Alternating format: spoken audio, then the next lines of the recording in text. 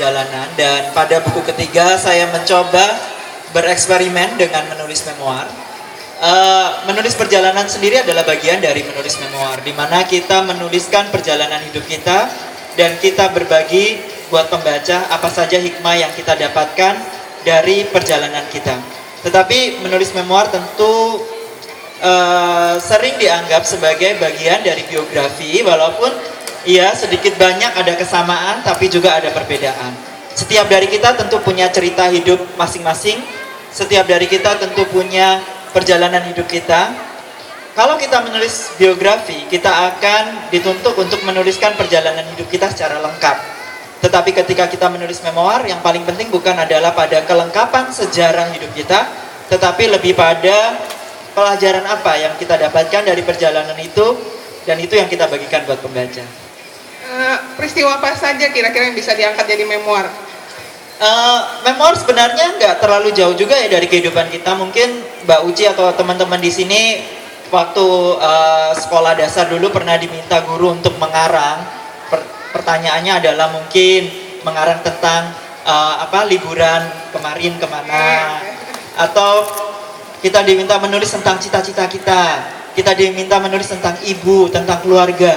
Itu adalah bagian dari memoir. Jadi sebenarnya memoir itu adalah fragmen-fragmen dari memori, fragmen dari apa yang pernah kita alami dalam hidup kita, dan itu yang kita susun, kita tulis kembali menjadi sebuah cerita yang utuh. Apakah semua orang bisa atau boleh menulis memoir? Tentu saja bisa, tentu saja bisa. Jadi banyak orang yang bertanya sebelum dia menulis memoir, pertanyaan pertama adalah siapa gue gitu, siapa gue yang mau nulis cerita seperti ini.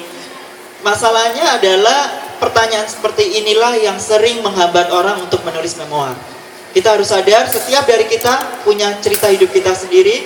Setiap orang punya cerita hidup yang unik, dan itulah kekuatan dari memoir. Ketika kita membaca memoir, kita akan mencari cerita-cerita yang berbeda, karena semua orang pasti berbeda, semua orang pasti punya perjuangan yang berbeda, dan itulah yang dicari dari memoir. Jadi setiap orang tentu bisa menulis memoir. Mungkin yang paling penting adalah mengapa kita perlu menulis memoir? Itu mungkin pertanyaannya. Saya sendiri menulis memoir berangkat dari sebuah penyesalan dalam hidup saya. Saya menuliskan memoir ini ketika saya harus menghadapi realita ibu saya meninggal, di mana saya sangat menyesal karena saya tidak bisa menemani beliau. Saya menuliskan memoir ini berangkat juga dari percakapan-percakapan, kenangan-kenangan manis dengan beliau, di mana ketika beliau hampir menjelang ajalnya, saya duduk di sampingnya, saya membacakan cerita perjalanan saya ke negeri-negeri jauh, dan di saat yang bersamaan, ibu saya juga bercerita tentang dirinya sendiri, bercerita tentang masa kecilnya, bercerita tentang mimpinya, bercerita tentang perjuangannya, bahkan bercerita juga tentang perjalanannya untuk menyambut ajal.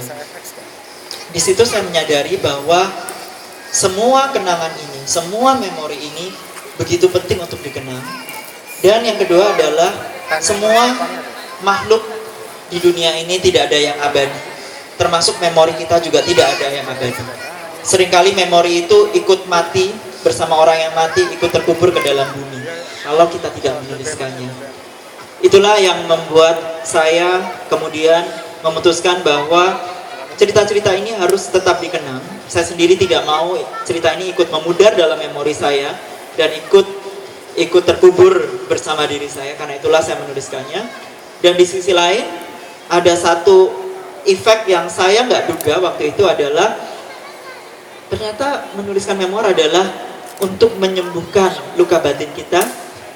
Jadi kayak terapi psikologis juga. Karena kita seringkali begini, dalam hidup kita mungkin sudah melewati 30 tahun, 50 tahun. Kita punya begitu banyak memori dalam diri kita, sampai memori itu campur aduk sampai kita tidak tahu apa yang harus kita lakukan terhadap memori itu. Ini ibaratnya orang yang makan terus tapi tidak pernah mengeluarkannya, tentu akan sakit ya. Memori pun demikian, kita perlu outlet untuk mengeluarkan memori itu, menyusunnya kembali supaya kita bisa juga hidup lebih bahagia. Jadi proses menulis memoir itu untuk siapa saja. Kalau Anda mengalami beban dalam hidup, mungkin bisa dicoba untuk menuliskannya. Ketika kita menuliskannya, satu pengalaman yang penting dalam menuliskan memoir adalah kita belajar untuk memaafkan diri kita sendiri. Jadi kalau